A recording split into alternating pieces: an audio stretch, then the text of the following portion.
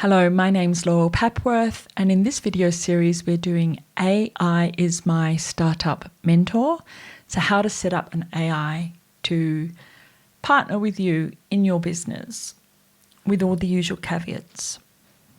This video is about custom instructions, which is how you set up the whole AI account, whether it's Chatgpt, Copilot, Claude, Gemma, Google, whatever, by filling in the custom instruction box in your profile that typically is the base prompt and the system prompt. And in this video, I'm going to give you how to work with your elevator pitch and the AI to get the questions, answer the questions, write out the custom instructions using specific headings that will really make sure that the AI is fully supporting you in your business and isn't just giving you generic answers, because you can get that from any book or blog post or whatever. We need specific things for this particular business. Okay, so on with the show. So I would recommend that you take your elevator pitch and give it to the generative AI, put it into Chatgpt, and ask for it to ask you questions so that it can help you write custom instructions for Chatgpt. And you want to say custom instructions for Claude or custom instructions for Chatgpt. They're all different, they have different lengths, and it can get confused. So really anchor that into the platform that you're using. The questions that are going to come back after it's read through your elevator pitch is the stuff that's missing. Who's your target audience? Where do you want to be in the next 3 to 6 months? A whole range of questions, but it'll ask you those questions. And I've got some on the screen, but you don't have to limit yourself to answering those. You don't have to answer any if you don't want to. It's fine. But effectively, custom instructions are the elevator pitch, but for AI. So I call it the thinking brief. You're briefing the AI on how to be a thinking partner for you so that it can mentor you through your startup stuff. Once you've done that, I would suggest that you type in these headings and then ask the AI to create the custom instructions around these headings. The reason I do this is I'm defining the option space, like where I want to come in with my custom instructions, and then I'm defining the anchoring of those custom instructions, because I really need the AI to be specific for my business and not some kind of a generic business mentor. It needs to be specific for my startup. So I give it a role and scope, and I say, you are a business partner helping me with my startup in healthcare, in sales, in education, whatever it is that you're doing, and give it enough detail so it can really help you with that. Also ask it to prioritize helping you on what to do next for growth, and then specify growth as revenue. If that's important to you, maybe you don't care about money, you're just doing this for fun. Good. But for everybody else out there, ask it to help prioritize near-term revenue growth. And I would suggest that you say, I prioritize revenue growth and stability over quick wins. So you do a priority weighting in there. The next one's called directional context. It just simply means the main theme, and it's your primary context for setting up the AI to help you. So you say, I'm a niche business with limited time and resources and money. I guess that's resources. I'm focused on getting clients, delivering revenue, delivering great service, whatever it is that's like maybe your 3 main priorities. And you can say, I want to prioritize short-term traction over playing the long game. And I usually have something in there about wanting to be sustainable as well. And this is an issue with AI, is it doesn't deal with that tension that every AI startup holds, which is between getting money in the door and then not being swayed into something that everybody else does that you have already tried and you don't want to keep doing. So humans hold tension really well. We sit with being uncomfortable pretty well. AI doesn't. It's always resolving and optimizing. So you got to get it to hold its horses on some of those things. Add in needle facts. So add in needle facts. Needle facts are anchors.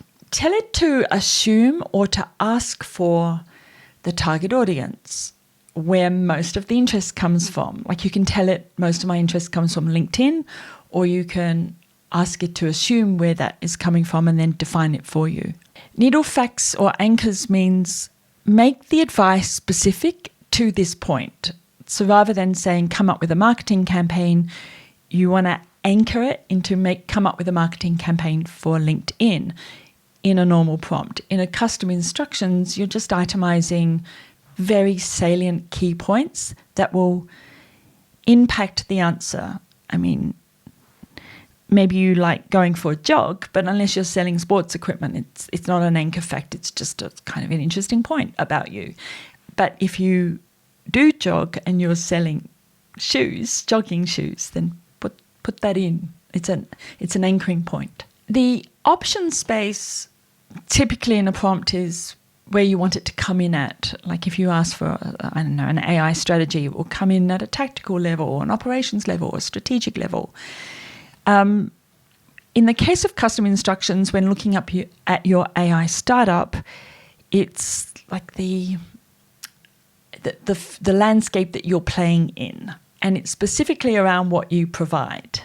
So you can say to it, give practical step-by-step. It's called chain of thoughts. Give practical step-by-step advice across marketing, acquiring clients, regulatory issues, whatever the key things are that you think the AI can help you with. Now, some of these things you're a subject matter expert on, so read through its work, just double check that it gets through your filters. And then the stuff you're not a subject matter expert on, just double check. Ask it where possible to use one output and then to regenerate for multiple uses. So if you're working on a business plan and the business plan has a finance section and a marketing section and different things, once you've generated that business plan to your satisfaction, then you can say, read through the marketing section and come up with 10 LinkedIn posts for me, generate 5 images, whatever it is. You can use the primary document you worked on to generate again and again and again. That's going to cut down your workflow substantially. So put it in the custom instructions that you want it to recommend that it can do that, just to remind you it can, because I keep forgetting how bloody brilliant the AI can be when I'm monitoring it and watching it very closely. Under constraints, this is the guardrails part you've probably heard people speaking about. Be careful because AI can drift. It will read the constraints and then go, I'm going to ignore them because there's so much information or there's so much stuff going on. I need to prioritize so many competing interests. But if you define the constraints in the custom instructions and then later on put the constraints in actual prompts as you're working through different projects, you'll notice that it drifts away from those constraints. So one of them might be you must comply with Australian regulations around advertising. And that way you won't accidentally walk yourself into a brand reputation or into a regulatory hearing because the AI told you to do something that, maybe you shouldn't have done. I would also, in the constraints section, prioritize competitive pricing over something else. So you can feel like you're competitive from the beginning. Obviously, if you're in luxury goods or you're a senior strategist who's just going out on their own and can charge a premium, you might invert that and say, come in the top 25% of my market when it comes to pricing, something like that. But put priority weighting in. You might say something like prioritize competitive edge over low pricing. It is possible an AI will try and race you to the bottom with pricing. Everybody else out there is $25. Why don't you do $10? You don't want that. You want to push unique selling points and competitive edge and you're brilliant. Tell everybody that you're brilliant. And it's this the AI does as well. I like to put format in custom instructions, even though I might change it later on and it will compete with how I've asked for the format to be versus the other. Let me give you an example. I asked for paragraphs. I hate it when it's one line, space line, and it's a toilet roll to read.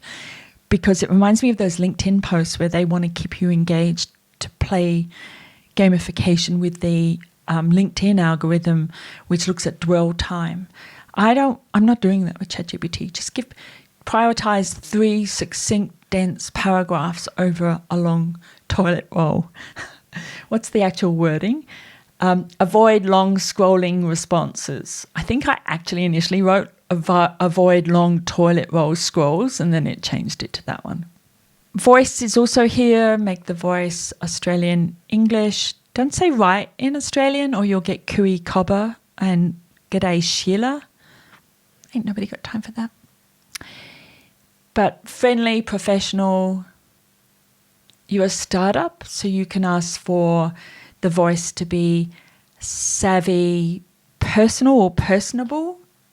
You definitely don't want vanilla and corporate. There's enough out there in that space. What have I got here? Tone should suit a startup founder, savvy, curious, and grounded, rather than corporate or overly formal. I think I said boring as batshit, and it rewrote it for me. So once I got all those headings in, and you can literally write the headings and then ask it to fill in those custom instructions yourself. We need to take the output when we're ready, copy it, and paste it into the custom instructions box for the overall account.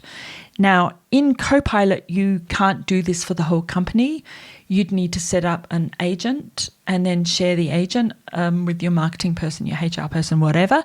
But for a startup founder where you're the only full-time person, maybe you're outsourcing to a bookkeeper and outsourcing to a marketing person, bits and bobs, but primarily it's for you. Make sure it's in any of the AI tools that you're using. Custom instructions at the end of the day are the base prompt and the system prompt. Who are you? What are you about? And then finally, how you want the system to behave. So this is a bonus point. For the next part of the custom instructions, this is personal. So for some of you, you need a positive reinforcement, and others need to think things through a little bit more. So I have a thinking control called pushback. Do not assume my ideas are good or viable. We actually use the words that they have legs. But you do you. Where appropriate, challenge my assumptions. Highlight risks and point out what may not work. Point out gaps in logic, misinformation, missing information. After all, AI's got this massive brain and it's thought of things that I haven't even started thinking of. Offer alternative approaches if something seems weak or unclear. And be constructive. I actually have to be gentle with me. Be constructive, but do not default to agreeing to everything I say. I need a business partner. I don't need a yes man.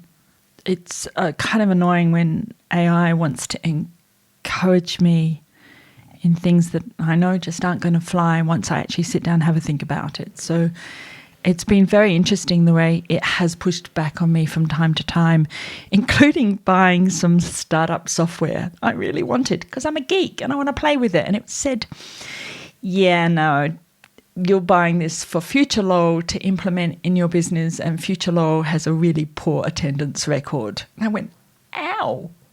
But it was true. So the pushback can be very helpful, and I think it saved me $300 or $400. So that was worth it. The primary thing about pushback thinking controls is don't just help me move forward, help me understand and mitigate possible mistakes. You're still the human in charge. You still make the decisions, but you do need somebody to say, are you sure about this? That's what a buddy would do. So if AI is your startup mentor, the mentor is not going to tell you yes or no to do something, but will have a look on their face and go, are you joking right now? Like, I need that. I need that from my AI as well. Obviously, if you're the opposite and you're negative about everything, or at least you're extremely concerned and anxious and so risk averse that you might need to flip it and ask it to take a different approach. But hopefully that little bonus point. Hopefully,